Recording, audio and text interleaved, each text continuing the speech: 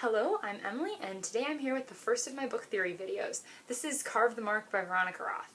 I was going to do Throne of Glass by Sarah J. Maas first, but I'm having a really hard time forcing myself to dig through the books to find the quotes that I need to do the video. So I decided to do this one first because I had most of the quotes already, and I'll do Throne of Glass later.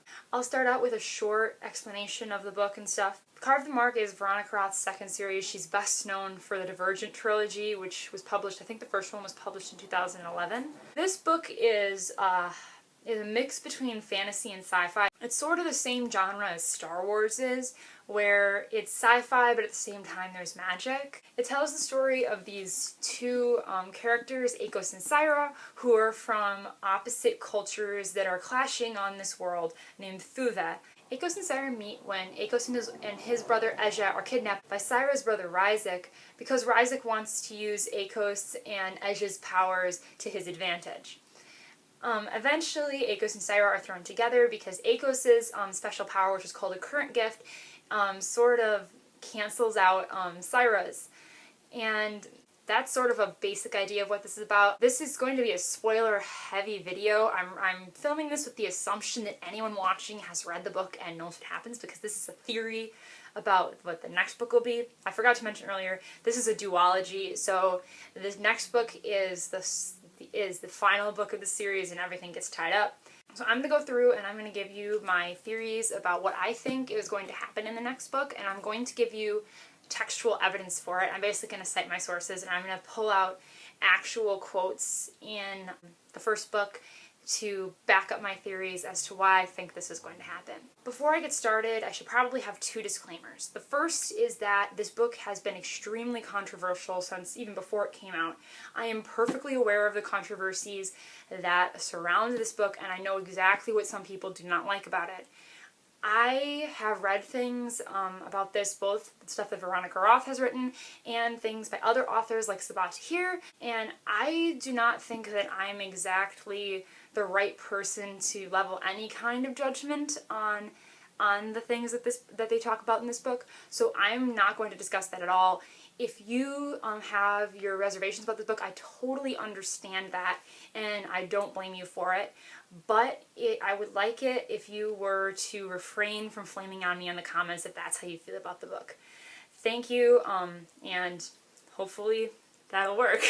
The other disclaimer is considerably less serious, and that is that Ryzik is my favorite character. You should all know this before we get started, because I'm fully aware that a lot of my theories are solely based on my intense desire for him to survive. So I'm trying to look at all angles, but you have to realize I like Ryzik, and that's kind of where my mind gravitates. So before I start, I should probably give you a little bit of an explanation of what I'm going to be doing. Basically, I have a list of theories on my computer with some notes of quotes and things, and I'm going to go through this list and talk about them and explain what I think they are. I have some of the quotes sticky noted in my copy, but this is not by any means all of the quotes that back up my theories. These are the ones I could find, or the ones that I thought were the most beneficial for my arguments. As already stated, there are many more quotes in this book that back up some of these theories, but I couldn't find them because I didn't have time to reread the book, and I couldn't find a good searchable PDF. I'm not going to guarantee that I'll ever be able to go through and find the rest of them, but I might be able to sort of like hazily give you an idea of where in the book the rest of these quotes I was thinking about are. So basically, I'm going to start now, and I'm starting with the simplest of my theories and working towards the major ones. So I don't know how long this video is going to be, so hopefully we'll see how this goes, I guess.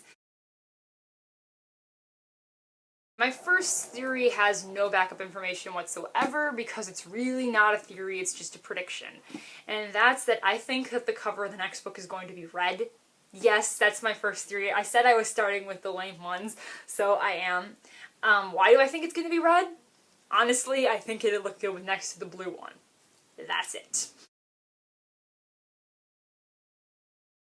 My next theory is talking about Akos' parentage, because as you all know, one of the big plot points is the fact that Akos speaks the Shotet language, which people with Shotet blood speak instinctively, while everyone else kind of has to learn it. Also, I probably should point out that I am by no means an expert on pronunciation and will probably pronounce many of these characters' names wrong. So basically there are two explanations for why Akos can speak the, what is it called? The revelatory, I believe is how the word is pronounced. The revelatory tongue, which is the Shotet language. The first is that the Shotet and the Thuset are not exactly as far apart as they claim to be, and that there are a lot of Thuset who have Shotet background, and the same holds true for the Shotet.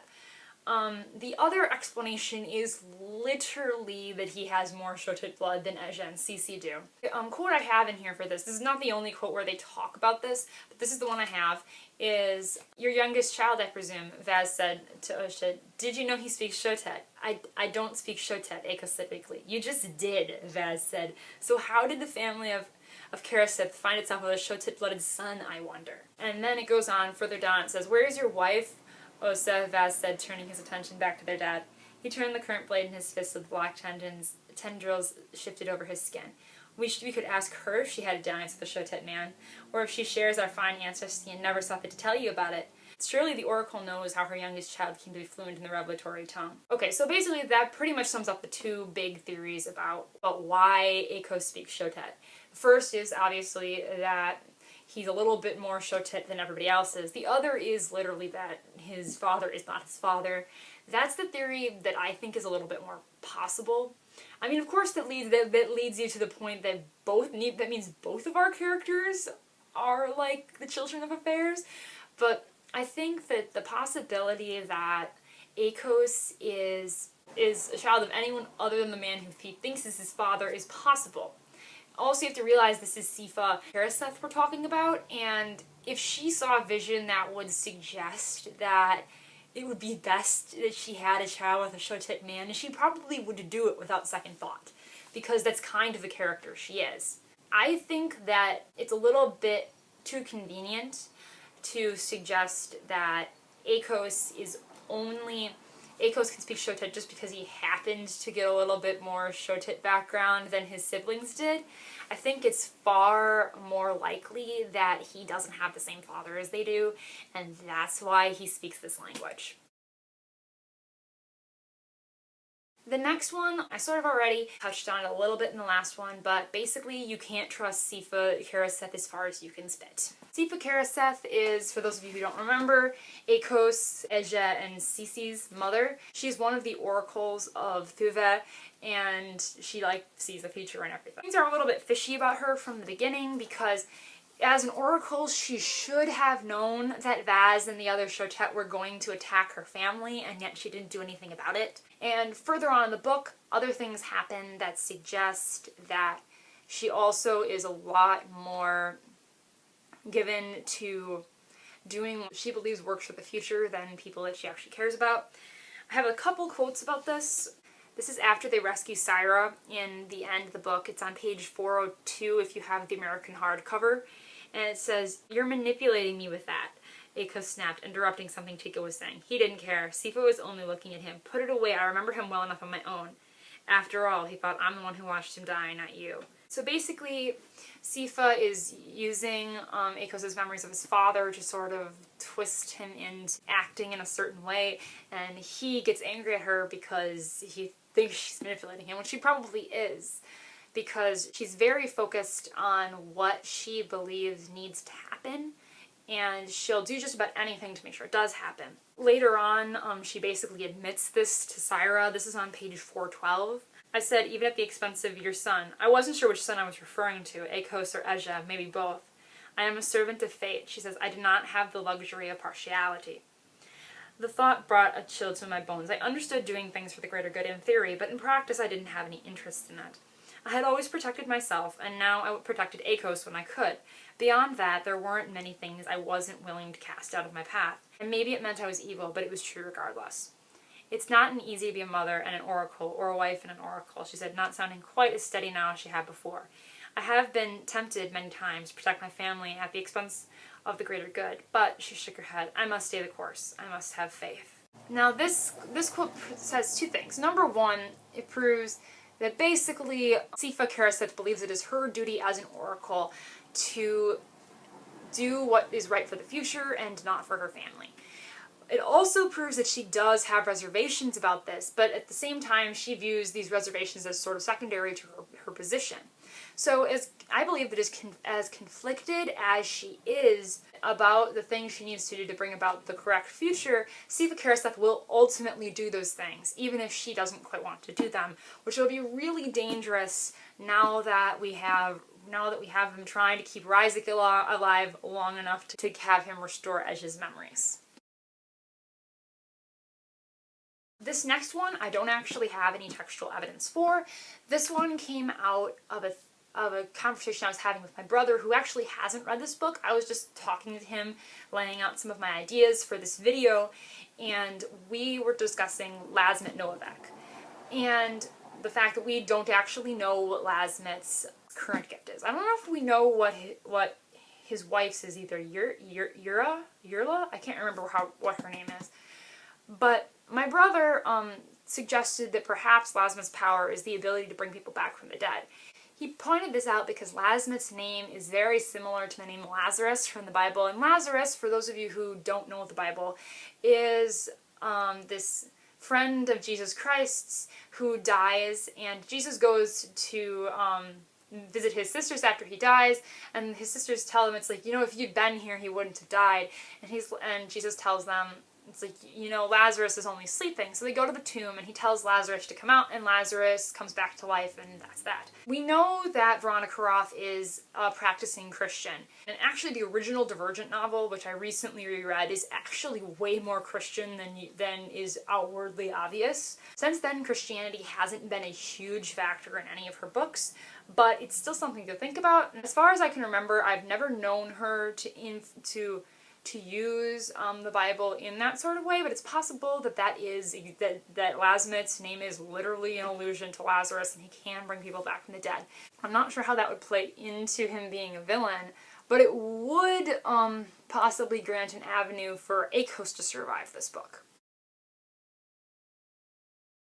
The next theory is kind of obvious, and that's that it's going to be really difficult to convince Ryzik to take back the memories he gave to Ejah. Basically, throughout the book, Ryzik attempts to use his power to take Ejah's and fails, because apparently current gifts are not tied to memories. Taking Ejah's memories, it doesn't do anything to take the power. But it does sort of give him and Ejah a understanding of each other, which eventually causes Ejah to start working with him. Syra spares Ryzik at the end of the book, so they can convince him to swap memories back with Ejah, so Ejah can go back to being the person that he once was. This is a good plan, but it's going to be very difficult to actually do once you take Ryzik's character into account. First, we're going to discuss a little bit about, like, the nature of current gifts and why Ryzik has this power. For those of you who haven't figured out from what I'm talking about, Ryzik has the ability to swap memories with a person. He'll give them one of his memories and takes one of theirs in replace. Early in the book, when Syra first gets her current gift, she explains why, the way that Ryzik normally uses his powers. So I'm going to read that right now. It's on page 50. Ryzik had traded one of his memories for one of mine. I had seen him do it before, once to Vaz, his friend and Stuart, and once to my mother.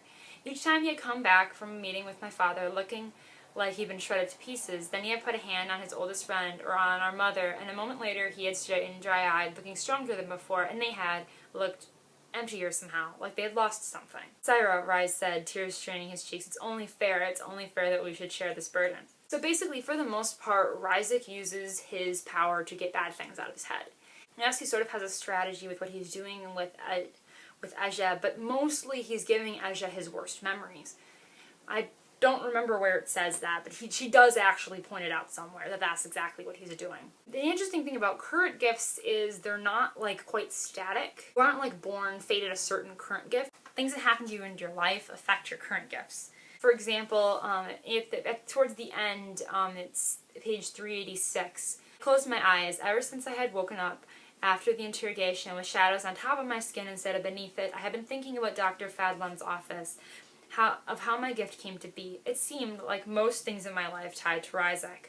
Ryzik feared pain, so the current had given me a gift that he would fear, maybe the only gift that could truly protect me from him. So basically, your current gift is something that you either need or you feel like you deserve, which earlier in the book they talk about, Dr. Fadlan talks about how part of the reason that Sayra's power is so potent is because she sort of thinks she deserves it. But basically, Sayra's powers are both born of her own guilt and her desire to keep Ryzik off of her.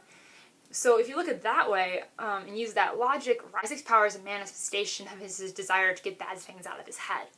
So he's not going to share his very few good memories with Ezha.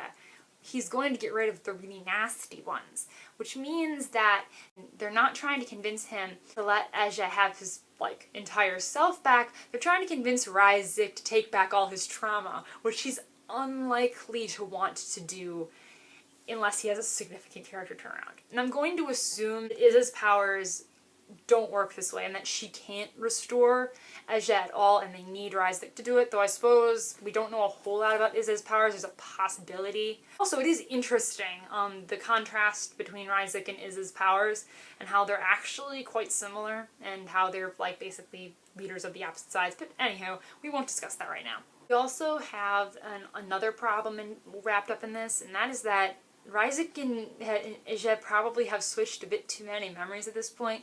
They talk through all the book how Ezha starts kind of acting like Ryzik in ways, like the whole thing about him keeping his fingernails clean is the one I can think of. I can't remember where in the book it is though, but it's in there somewhere. But there's a point towards the end where something a bit more drastic happens. It's on page 443. Ryzik took his hand away from his stomach. Beads of sweat dotted his forehead right by his hairline. His eyes, usually so piercing, were unfocused, but then his mouth drew down in a frown that was unexpectedly vulnerable. "It's you who made a mistake," he said in a higher, softer voice than I had ever heard from him. It was a distinct voice, memorable, Ezha's voice.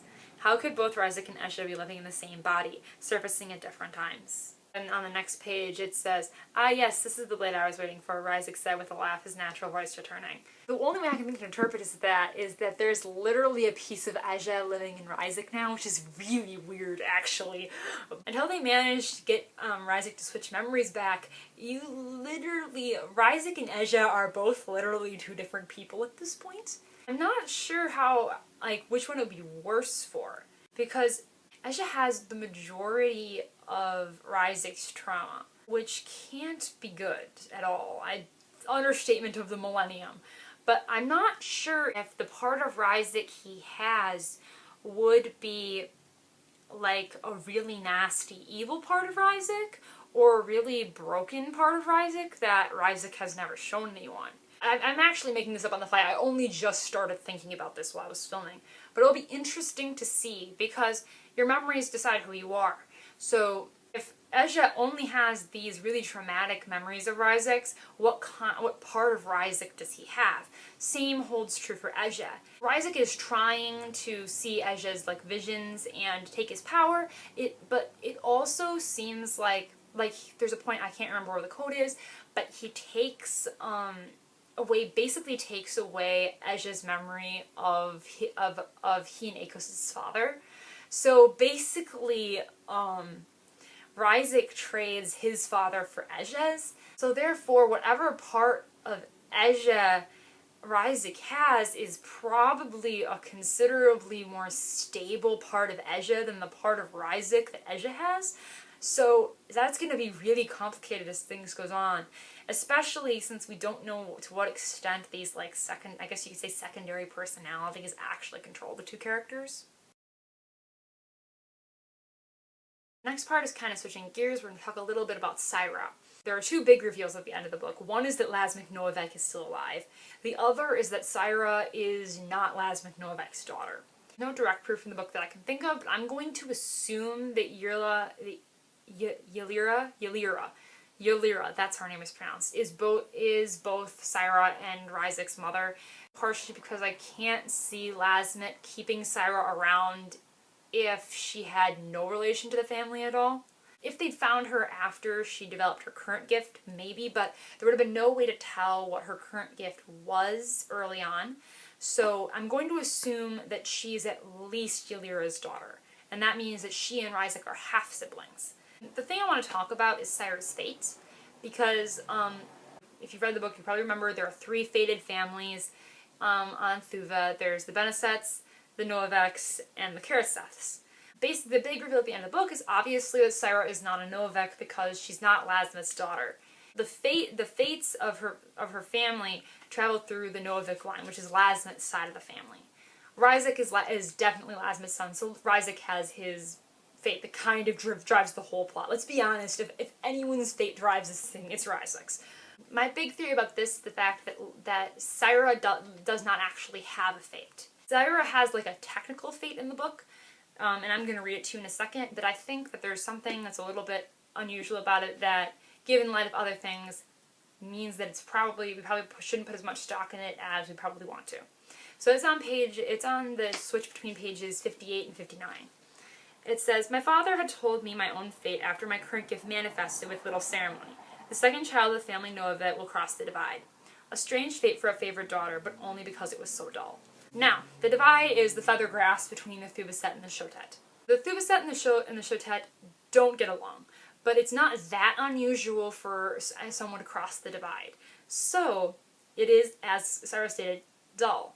The dullness of her fate is the reason I think that it's not an actual fate, because it's possible that perhaps Lasmith did think that Saira was his until she was born, but then none of the oracles had a fate for her, because she's not a Novak, which means she has no fate. So they needed to kind of keep it on the down low that she's not actually Lasmith's kid. So they kind of just made up a fate for her.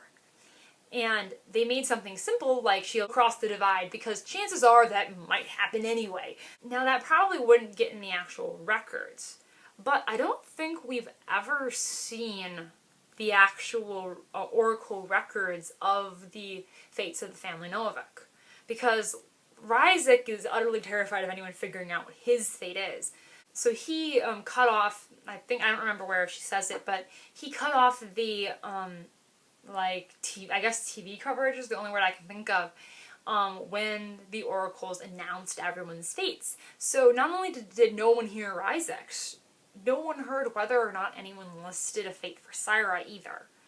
So it's definitely possible that her fate is just something that was made up by her father and mother to keep people from realizing that she's not actually Lasmith's kid.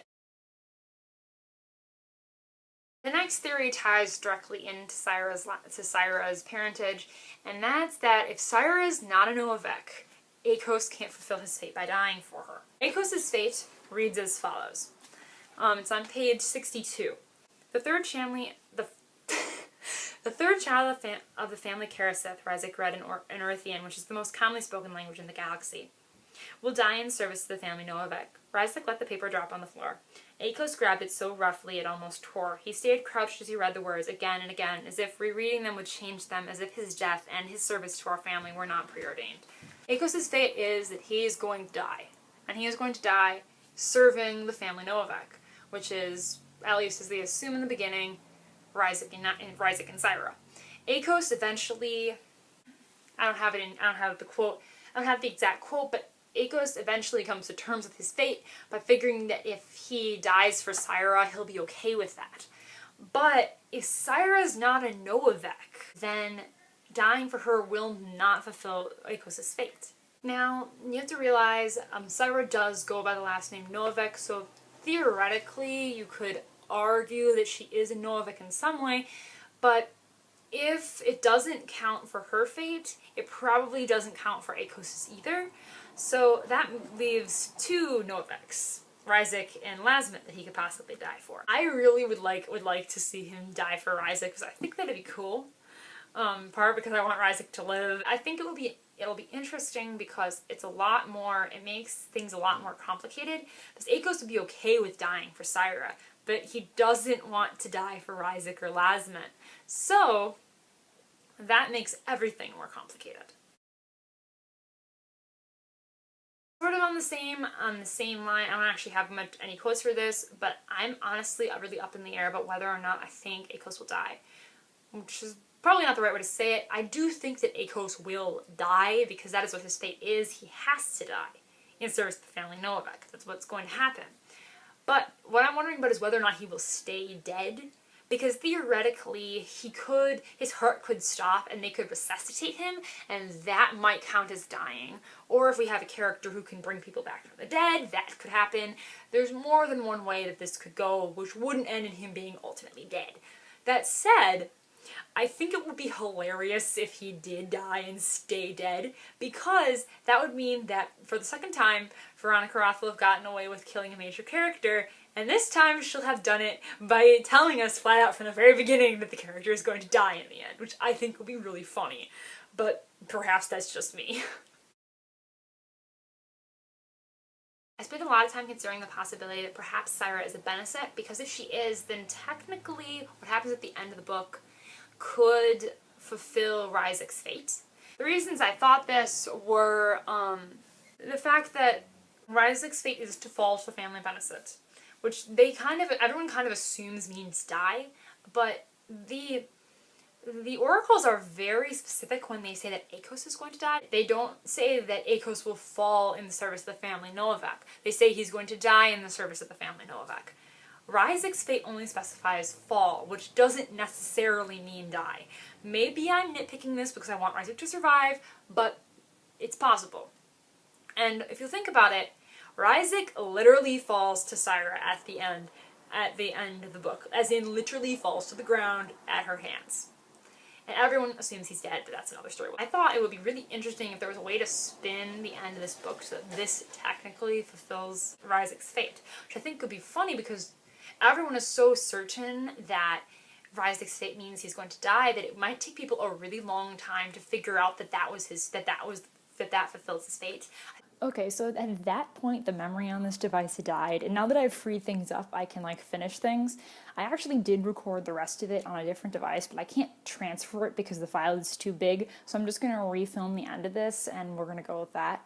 Basically, where I was going with the part that I was doing when I got cut off was that I really thought it would be interesting if the climax of the book fulfilled Ryzik's fate, but as I thought about it more, I realized that if Syra was a Beneset, which is what she'd need to be in order to fulfill Ryzik's fate, she would still have a fate because the Benesets are also a fated family, so it completely kills the fate theory, which I suppose maybe I'm totally being weird about that, because I did realize that there's a possibility that if my other theory about Akos is true, maybe he wouldn't have a fate either, but that's just complicated, so we won't discuss that anymore. Basically, I decided that as cool as this theory was, it's probably kind of unlikely, but I left it in there because I thought it was interesting anyway. The last theory is going to be kind of abbreviated, which it makes me really sad because this is the coolest one, and it's my theory about what future Ryzik is using Eja to shoot for in the entire book, because there's a quote, I don't have the book in front of me, so I'm not going to read it, but there's a quote where Akos and Eja first show up in I think the city is called Via. I'm not positive, but I think it's called Via. Basically, Ryzik tells Eja that he needs to learn to see the future fast because Eja is going to help him shoot for a certain future, starting with a future where the Shotet, not the Thuvaset, ruled through that. But the thing that I noticed as I was going through this was that Syra assumes that Eja is using Ryzik to avoid his fate, but Ryzik never says that this theory is one where he'll actually survive. And in light of the fact that Lasmit's still alive, I think that this is a very pointed thing, because early in the novel is the quote where Lasmit tells Ryzik that they're going to search until they find the one version of Ryzik's future where he's actually not a failure. And what I was thinking is that Lasmit could have decided that there was no way to avoid Ryzik's fates that would end up with Ryzik being the strong and powerful ruler of Shotet Thuvet. But what I realized was that that it's definitely possible that that's not the actual thing they're shooting for. What I think is that the future that Isaac is using Ezra to shoot for is not one where he's ruling through that. It's one where he dies in fulfillment of his fate and Lasmet returns from the dead, for lack of a better term, and takes over. If Isaac were to die, the Fifth set would think that they'd won. But if Lasmet comes back, they'll be caught completely unawares. And they'll probably lose, which means that Lasmet rules just like he wanted to, and because he kind of already assumed that Isaac was a failure anyway, I doubt he would care. So that, I really am actually really sad that I ran out of memory for this theory, which I guess is the problem of doing it in reverse order. Maybe I should film it differently next time through, but I could probably make a whole video just on this theory because it's interesting. The way this theory has affected my reading of Isaac's character is really interesting. If you're interested in me actually doing a video or something, which is me just ranting about the way I read Isaac's character, please let me know about down below. But I think I'm going to leave it at that because this is not a very good camera angle, let's be honest. So I'm going to wrap this up. Basically, thank you for watching. This is easily the longest video I've ever filmed, with the exception of a couple of my early ones from back when I couldn't edit. I'm going to do a couple more of these. I'm not sure when the next one will happen because it'll take me a while to come up with all of the quotes and things. But the other ones I'm considering is obviously Throne of Glass 7. I don't have a whole lot of theories for Tower of Dawn, but I might mention it briefly. I also want to do Ember in the Ashes 3, the concluding novel of the Bright Smoke Cold Fire duology by Rosamund Hodge. I believe it has a title now. Give me 1 second. I just looked this up and I've already forgotten it.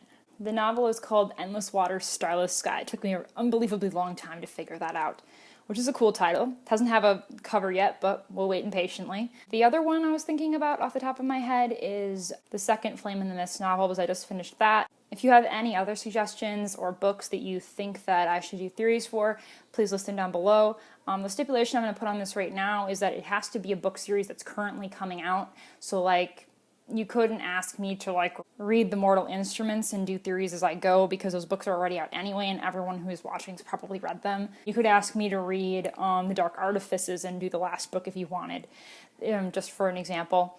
So I hope you enjoyed this. Please tell me down below what you thought of my theories and what some of yours are, and I'll see you soon with a new video. Also, I'm sorry for how long it took to get this out. This video took me forever to edit. So I'll see you later. Bye.